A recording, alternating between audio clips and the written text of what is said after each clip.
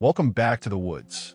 Find a quiet place, maybe a cup of tea or something warm, and let's step together into a slower world, where the days pass gently and small creatures live simple, beautiful lives beneath the trees. As the afternoon faded, the storm deepened. Lightning flashed somewhere far away, turning the forest pale for a heartbeat before darkness returned. The rain drummed harder, a steady roar on the roof. Yet the hut held firm. The badger had built it well, every joint tight, every wall steady. The three of them sat closer to the fire, wrapped in a soft orange light.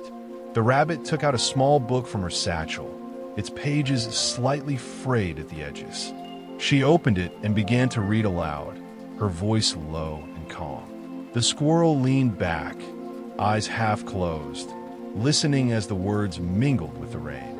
They were old forest stories, not tales of magic or heroes, but of rivers and trees, of how the seasons learned to follow one another. When she finished, the hut was silent again, except for the storm. "That was nice," said the squirrel quietly. The badger nodded. "Old words, steady words, the kind that last." The rabbit closed the book. "Sometimes I think the forest remembers them, even when we forget." The squirrel smiled. "Then we should remind it more often." Later, when the rain softened into a steady whisper, they opened the door. The air outside was cool and heavy, filled with the scent of wet leaves and new growth. The world shimmered, every branch jeweled with droplets, the brook wide and full, the sky a deep gray streaked with fading light. The rabbit stepped out first, her paws sinking slightly into the damp ground. "It's beautiful," she murmured. The badger followed, his fur glistening with mist. "It'll feed everything," he said, surveying the clearing. "The soil'll be rich after this." The squirrel hopped onto a rock by the brook, watching the water rush by. "It's funny," he said. "When a storm comes, it feels like everything's being torn apart, but afterward, it's all more alive than before."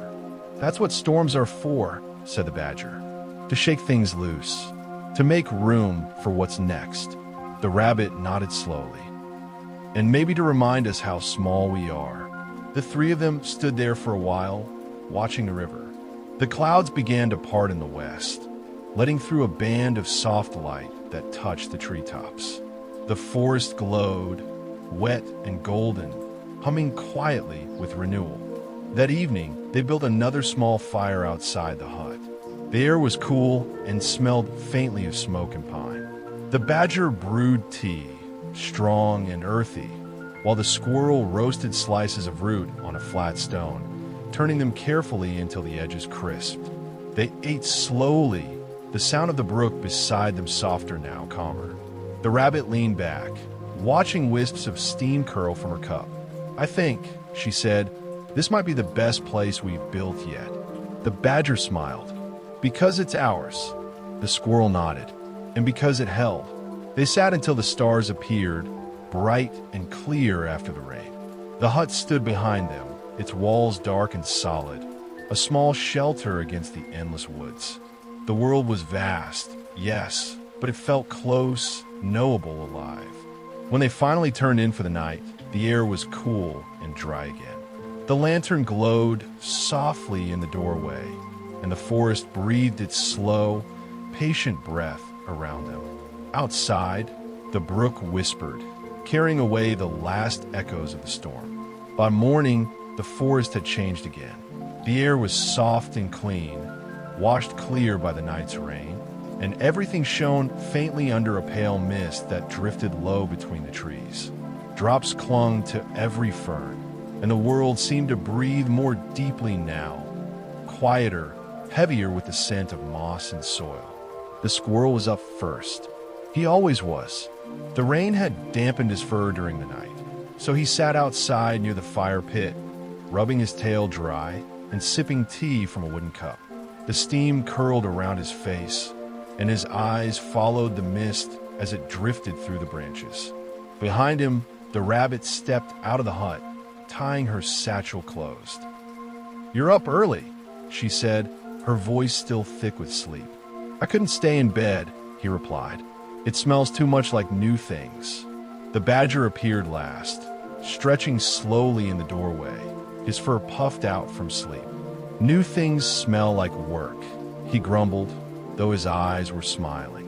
Exactly, said the squirrel, grinning. And that's why we should start before the sun does. The rabbit laughed softly. You mean before breakfast? He shrugged. Maybe both. They ate simply that morning.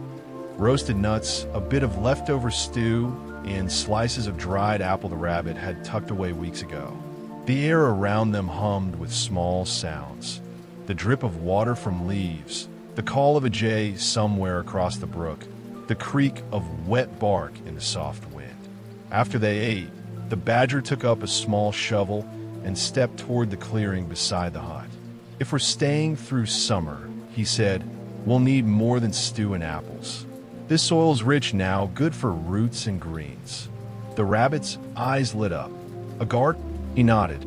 A small one, just enough to keep us through the hot months. The squirrel leapt up, tail flicking.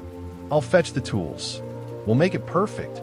Not perfect, the badger said with a chuckle. Just alive. The rest of the morning passed in a steady rhythm. The badger turned the soil, dark and heavy from the rain. The rabbit sorted the seeds, neat, labeled pouches she'd saved over the seasons, and planted them in careful rows.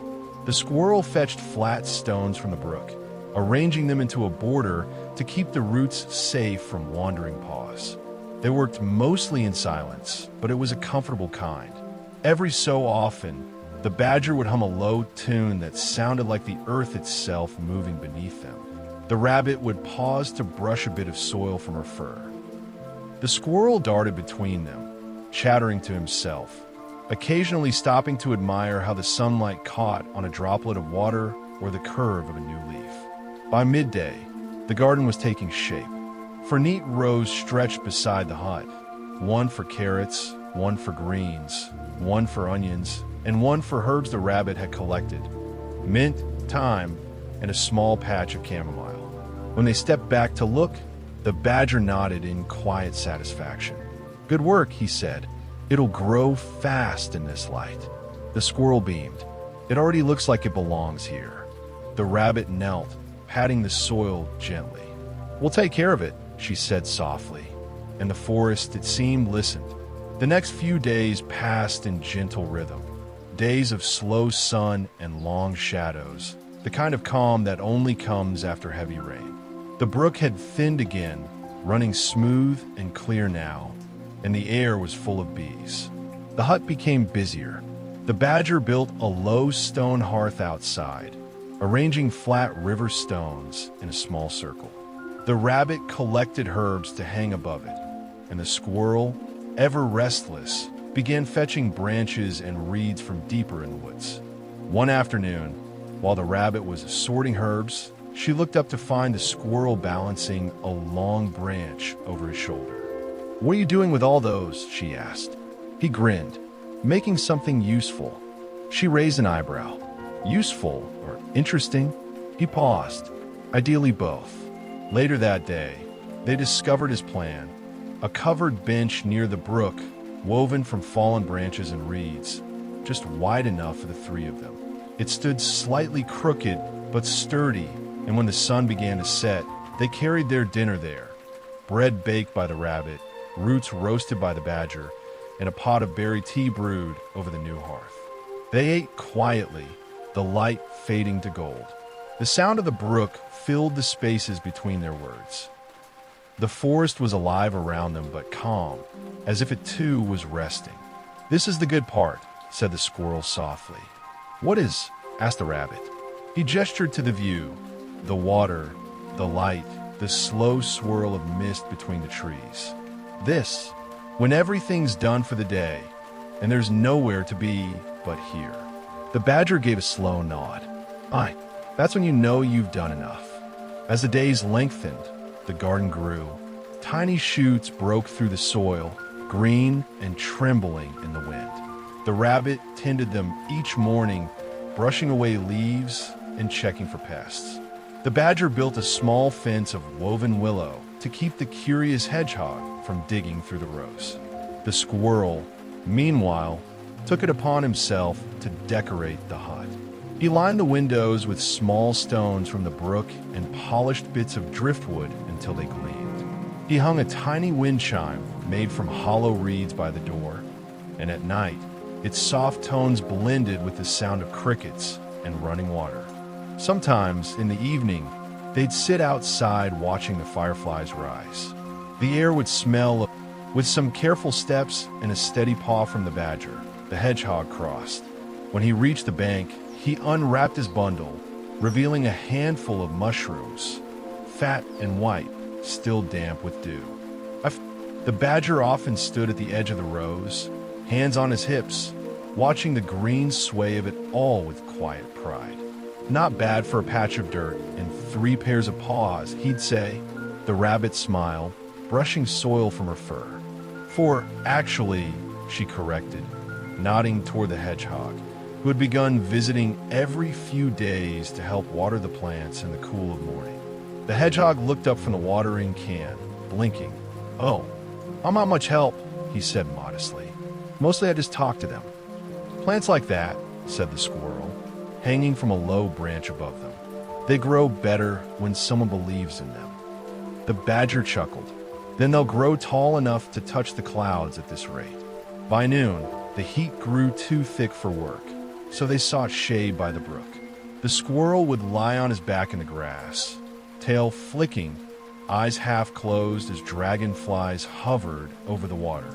The rabbit usually brought a book, but more often than not, she'd end up dozing under a willow, the sound of the brook lulling her to sleep. The badger took to carving spoons and small bowls out of driftwood, the slow scrape of his knife blending with the whisper of the stream. And the hedgehog, always thoughtful, always busy, began sketching a small plan in the dirt one afternoon. "What are you up to?" asked the rabbit, peering over his shoulder. He smiled. "If we're to spend our days by the brook, perhaps we should make a little table. Something low to set tea on." The squirrel perked up immediately. "There, yes, and we could have our meals here, right beside the water." The badger looked over and nodded. "A fine idea. Let's see to it." So they began their work. The squirrel found branches that curved just right for legs. The badger split flat stones for the surface. The rabbit measured and tied each piece with long grass stems, and the hedgehog fetched clay from the far bank to seal the cracks. It took the better part of the afternoon, and by the time the last stone was set in place, the sun was low and golden again. The table sat on the soft moss beside the brook, sturdy and wide, the color of wet sand. They gathered around it, admiring their work. "It's beautiful," said the rabbit, running a paw across the smooth surface. "It's level," said the badger, which was praise enough. The squirrel climbed up onto it and stretched his arms wide. "Now it's official. We have a summer kitchen." They all laughed, and the rabbit fetched her basket. "Then let's use it." That evening, they made a meal unlike any before. The rabbit brought greens and herbs from the garden. The badger roasted roots in the embers until the air smelled faintly of sweetness, and the squirrel gathered early blackberries from a bush by the path. The hedgehog brewed tea in a small clay pot, chamomile and mint, and the steam carried through the clearing in slow, curling ribbons. They ate as the sky deepened into amber, the brook murmuring beside them. The fire crackled softly, casting light through the ferns. The scent of mint, smoke, and roasted carrot hung heavy in the air. After they'd finished, they stayed long after dark, talking about small things, listening to the forest breathe. Fireflies drifted between them, flickering over the table like tiny lanterns. The squirrel leaned back and sighed. "Do you ever think," he said softly, "that we could stay here forever?" The rabbit smiled. "Maybe not forever," she said, "but as long as the forest will have us." The badger gave a thoughtful grunt. "Then I'd say we're welcome. She hasn't chased us out yet." The hedgehog raised his cup. "To summer, then, and to quiet days." They clinked their cups together, and the forest seemed to echo the sound, a low, contented hum in the leaves. The next morning dawned pale and cool. Mist hung over the brook, and a fine dew covered every leaf and blade of grass. The rabbit rose early, carrying a small basket to gather herbs before the heat returned. She walked softly between the trees, the ground damp beneath her paws. The forest was still half asleep. A thrush sang somewhere deep among the branches, and the air smelled of cedar and rain. She knelt to gather chamomile blossoms, her breath fogging faintly in the cool air. When she returned, the others were already awake. The badger was tending to the fire, coaxing it back to life, while the squirrel and hedgehog sat by the table, talking in hushed tones. "What's all this?" asked the rabbit. The squirrel turned, tail flicking. "We're planning an outing." "An outing?" The hedgehog nodded. "There's a place upstream," he said, "where the water runs wider and the air smells like pine. We thought we might take lunch there." The badger looked up from the fire. "It'll be a long walk, but worth it. The brook bends around an old stone bank. Good place to rest, plenty of shade." The rabbit smiled. "Then let's go before it gets too warm."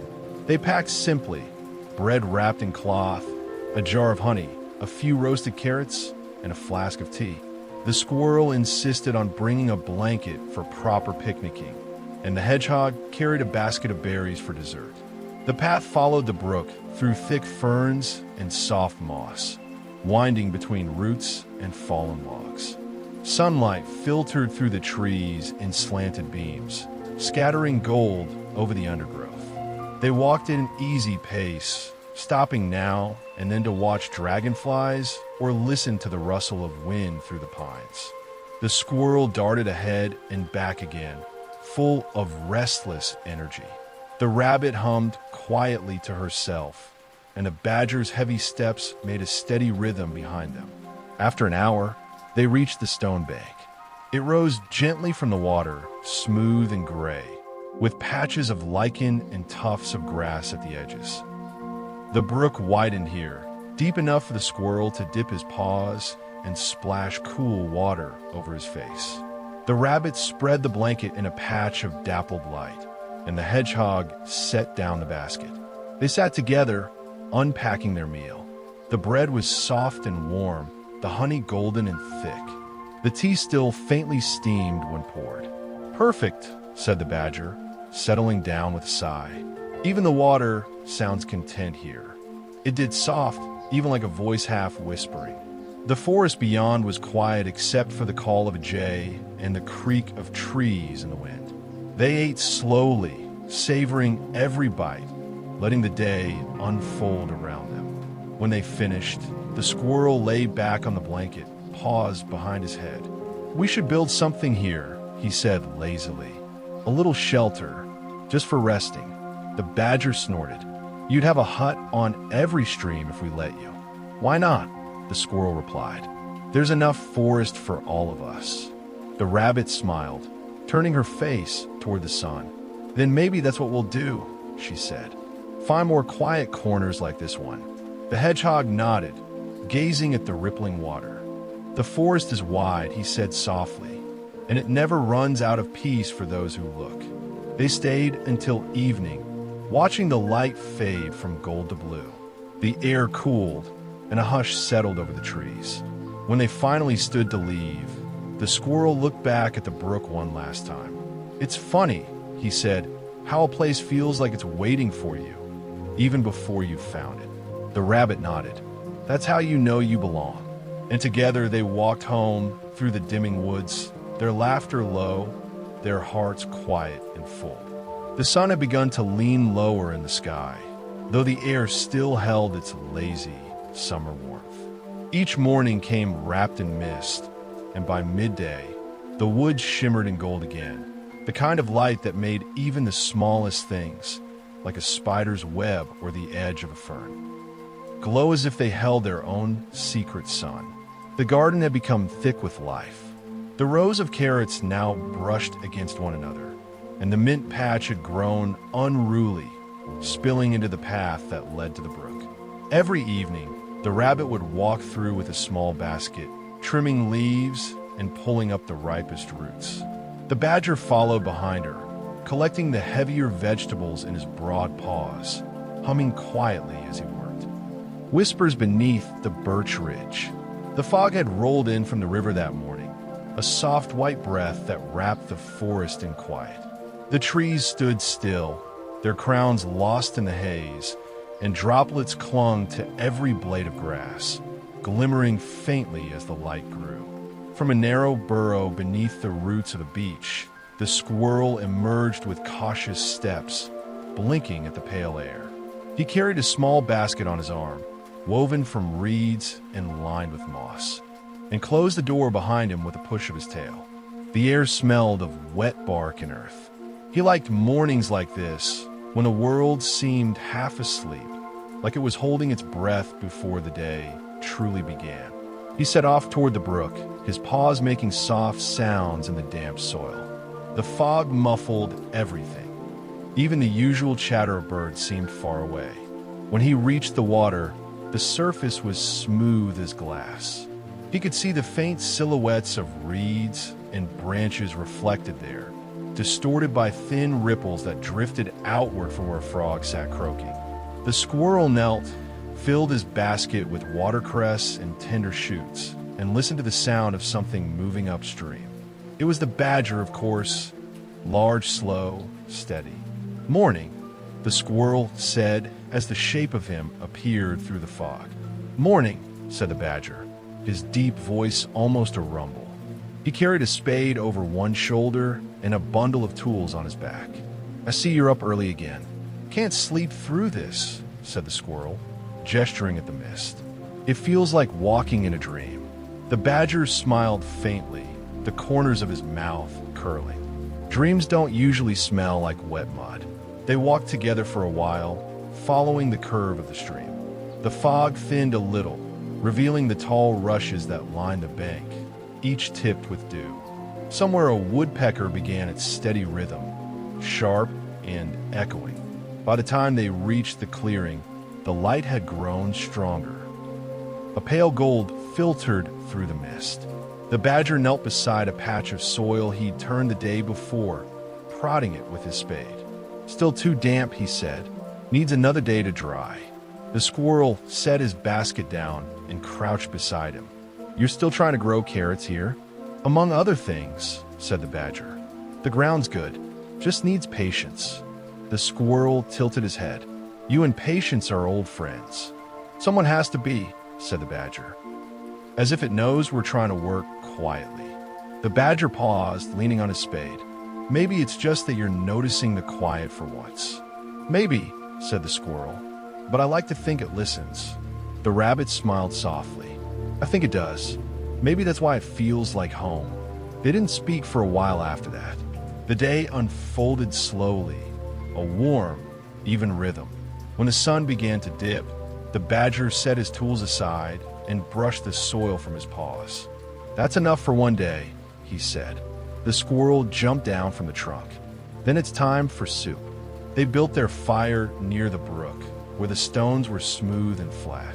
The rabbit brought her herbs. The squirrel fetched watercress and a handful of early mushrooms, and the badger contributed a few root vegetables from his stores. The pot simmered slowly as the air cooled, sending up curls of fragrant steam. The sound of the bubbling water blended with the rustle of evening leaves. The sky turned from blue to pale orange, and the first stars began to show faintly. The squirrel stirred the pot thoughtfully. "Smells like we're about to eat the forest itself," he said. The rabbit laughed.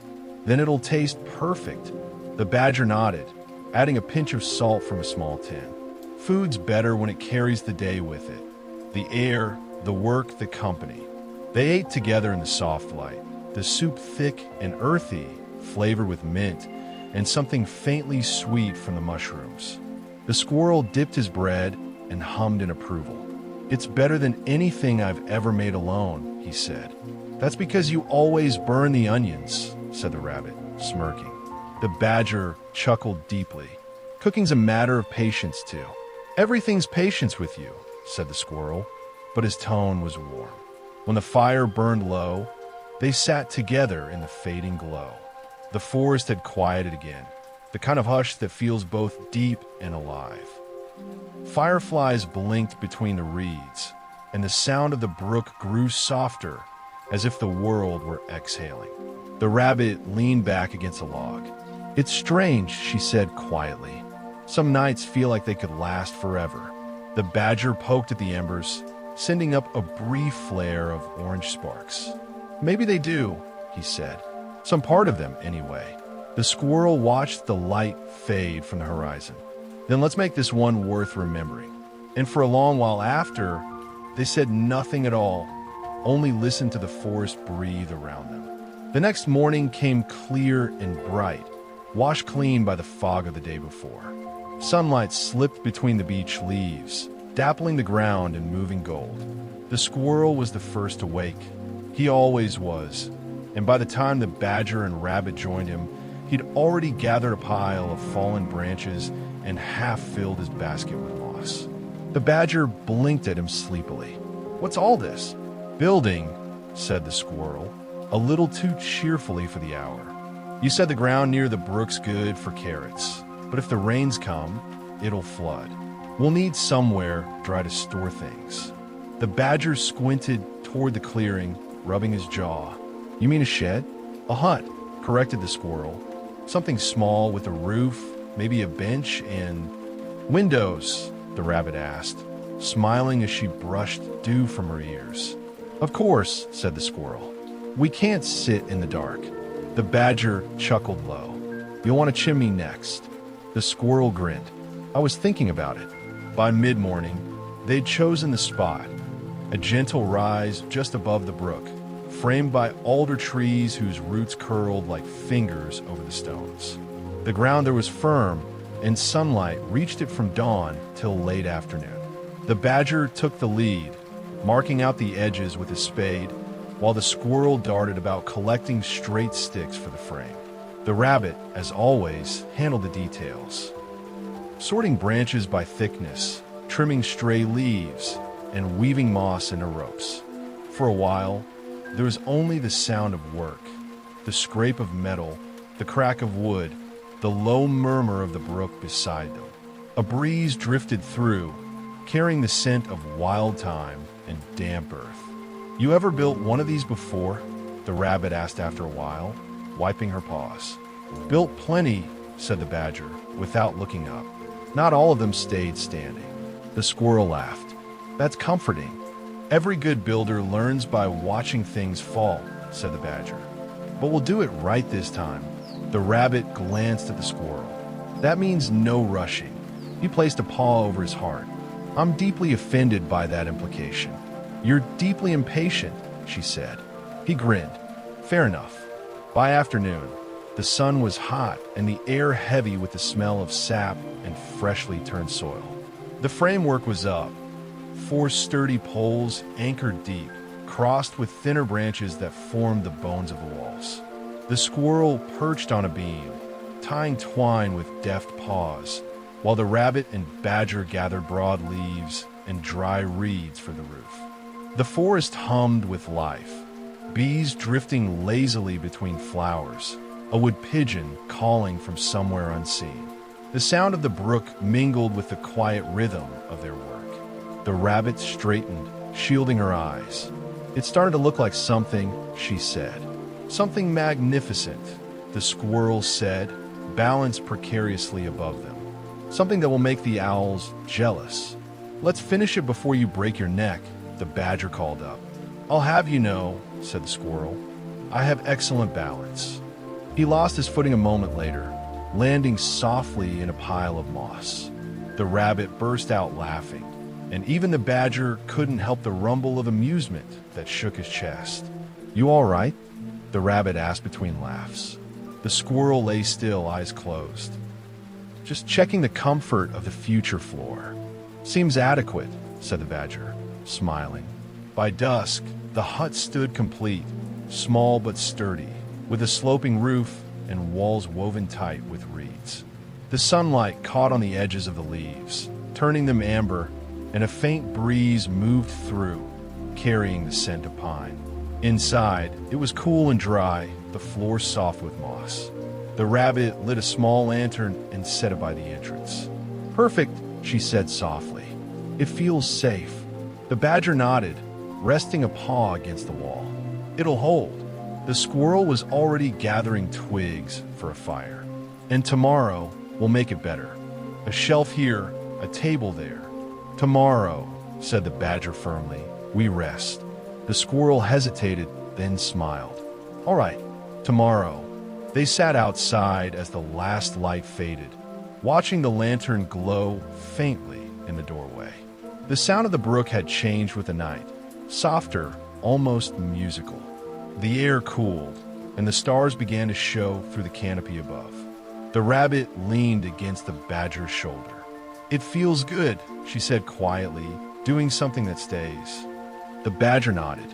"It does." The squirrel stretched out on the grass, paused behind his head. "It's strange, though. Even when you build something solid, the forest still changes around it." "That's how it should be," said the rabbit. "We build to belong, not to last." The badger smiled. Wise words from someone who once tried to dig a tunnel under the river. The rabbit laughed softly and learned not to. That night, the forest held its breath again, a calm, silvery stillness. The lantern burnt low inside the hut, throwing gentle shadows across the walls. The squirrel dozed by the door, the rabbit curled in a nest of moss, the badger already snoring softly. Outside, the brook kept its steady whisper. Fireflies moved like drifting stars, and a cool wind rustled the leaves overhead. The forest, in its endless patience, watched over them. When morning came, it brought the smell of damp leaves and sunlight. The squirrel woke first, stretching and stepping outside. The world was bright again, the sky a pale blue streaked with white. The new hut stood proud beside the brook, the reeds on its roof still glistening with dew. He smiled, then went to fetch the kettle. Soon, the smell of boiling tea filled the clearing, mingling with the scent of mint and wood smoke. The rabbit emerged, rubbing her eyes, followed by the badger, who carried a loaf of bread from his pack. They sat together on the grass, dipping bread into sweetened tea and saying little. The air was calm, full of the promise of another long day. "This," said the rabbit at last, "might be my favorite morning yet." "Give it time," said the badger. "There'll be others." The squirrel nodded, gazing at the slow-moving brook.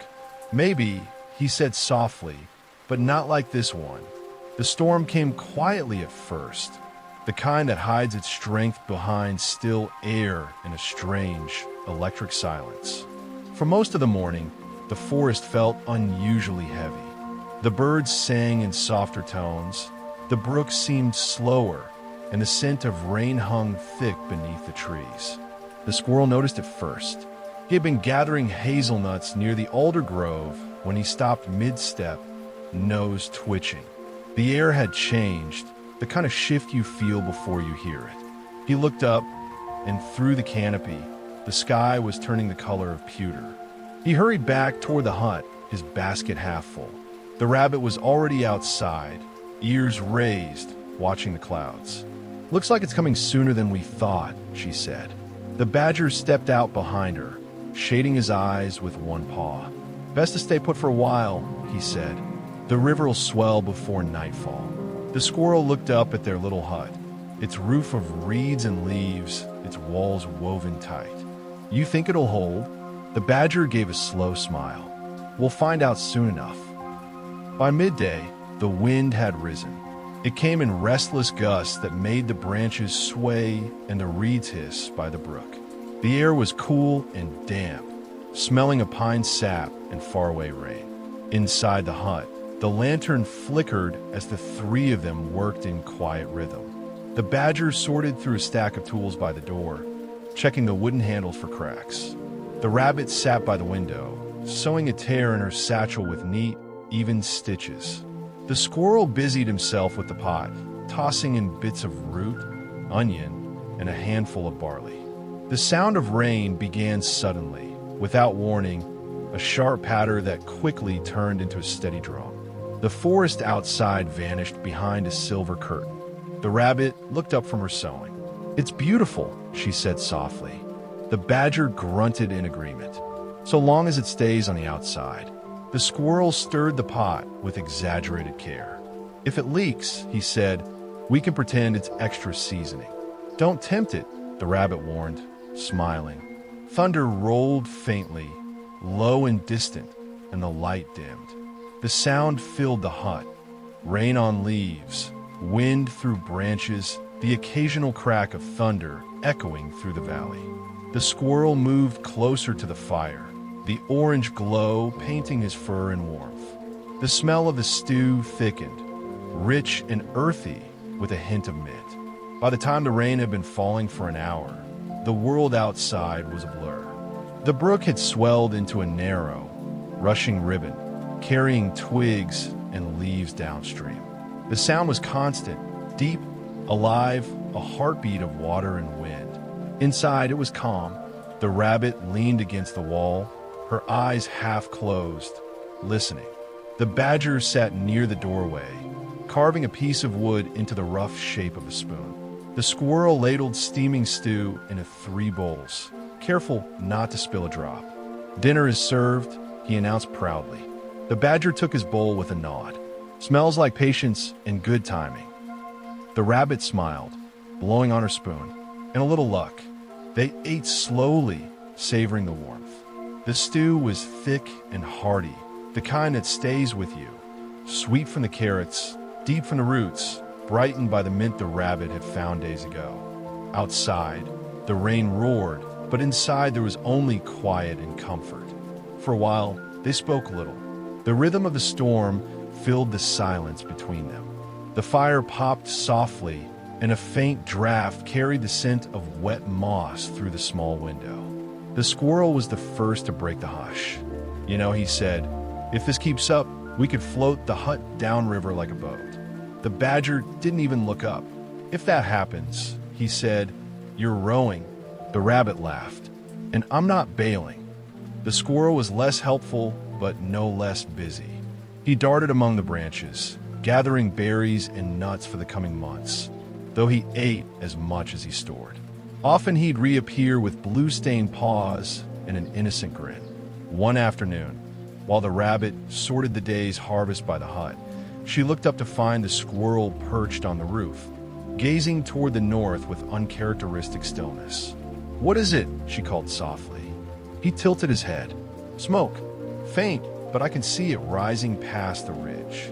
The badger came out of the hut, squinting into the distance. "Not a fire, I hope." The squirrel shook his head. "No, it's thin and white, like a hearth smoke."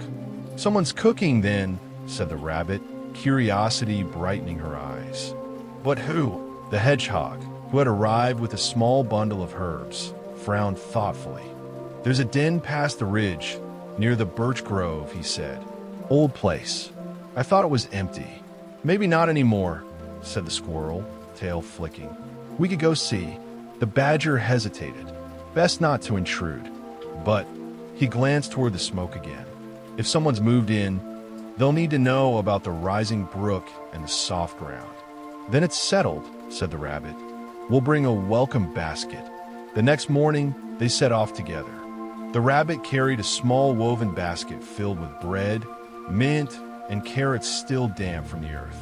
The squirrel scouted ahead, bounding from branch to branch, while the badger and hedgehog followed along the mossy path.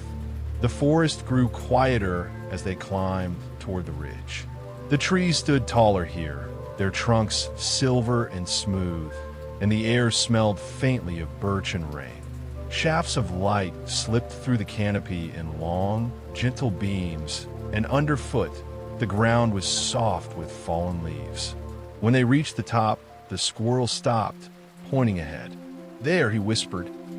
Below, nestled in a small clearing, stood a narrow burrow entrance framed by smooth stones and brambles. Thin white smoke drifted from a hole in the earth above it, curling into the still air. The smell of something cooking, Something rich and savory hung faintly around them. "Smells like stew," murmured the badger. They stepped closer, moving quietly so as not to startle whoever lived there. But before they could call out, a soft voice came from inside the burrow. "You can come in if you like," it said. "I've nothing worth stealing except the smell." The friends exchanged glances, then smiled. The rabbit crouched near the entrance. "We didn't mean to intrude. We saw your smoke and thought you might be new here." From the shadows, a small shape appeared. A stoat, slender and pale-furred, his eyes bright but weary. "Not new," he said gently. "Just back again." "Back?" asked the squirrel, curious. He nodded. "Lived here once, long ago. Left when the cold got too sharp. But the forest called me home." He smiled faintly. "I'm still learning what's changed." The rabbit held out the basket. "Then this is for you. A small welcome back." The stoat blinked, surprised, then took it carefully. "You're kind. Most don't wander this far to greet a stranger." "We're not most," said the badger simply. They sat together outside the burrow, sharing tea the stoat had brewed. It was strong and slightly bitter, made from dried pine needles and bark. The badger found it odd, but pleasant. The squirrel, after one sip, politely passed his cup to the hedgehog. The stoat listened as they spoke of the garden, the brook, and their little home beneath the hill. When they finished, he told his story in return. How he'd wandered through the marshlands during the last winter, following the river south, and how he'd found the air too still there, too far from the whisper of leaves. "The forest speaks differently here," he said. "I miss that." They understood. There was something about their woods, its pulse, its quiet, something that bound all who lived there in a soft, invisible way. Before leaving, the rabbit invited him to visit. "We gather by the brook most evenings," she said. "There's always tea and something warm." The stoat smiled, his eyes brightening for the first time. "I might take you up on that." When they returned home, the sun was sinking low. The light turned the leaves to gold, and the brook caught the sky's reflection like a long ribbon of fire. The garden rustled softly as the evening breeze passed through. The rabbit placed her empty basket on the table and began sorting herbs for supper. The badger stoked the hearth, and the hedgehog fetched his sketchbook to note the new path they'd taken. The squirrel sat by the window, tail swaying idly. "Do you think he'll come?" he asked. "Who?" said the rabbit, looking up. "The stoat. He seemed lonely." The badger smiled faintly. "The lonely ones usually do come. They just need to remember how." And sure enough, a few evenings later, when the air was thick with the scent of mint and smoke, the stoat appeared at the edge of the clearing. He carried no basket, no tools, just a small smile and a curious look. "I hope I'm not too late," he said. "Never too late," replied the rabbit, handing him a cup of tea. He began to visit often after that.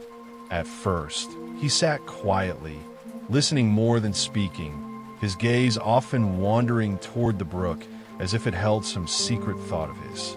But slowly, as the days passed and the forest settled deeper into its golden rhythm, he started to laugh, softly at first, then freely. He helped the rabbit weed the garden, his quick paws perfect for delicate work. He joined the badger in carving small bowls and learned how to shape driftwood with the grain. And he followed the squirrel into the trees, helping him gather berries from the highest branches, their chatter echoing faintly through the canopy. The hedgehog once remarked that the forest itself seemed brighter since he arrived, though no one could quite say why.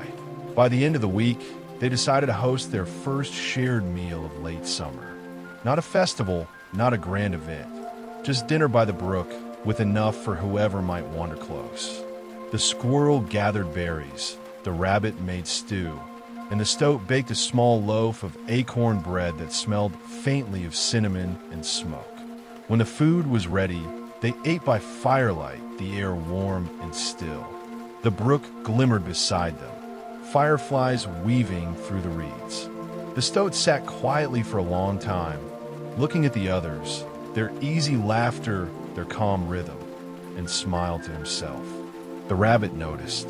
"What is it?" she asked. He looked up, his voice low but sure. "It's strange," he said. "When I left, I thought I was looking for something bigger. But it turns out this is what I was looking for." The badger raised his cup. "Then you found it," he said, "and now it's found you." The squirrel grinned. "We told you the forest keeps what it loves." The stoat nodded, eyes glinting in the firelight. "Then I hope it never lets go." They stayed until the moon rose high, casting silver ripples across the water. The night was quiet, the forest breathing slow and steady around them.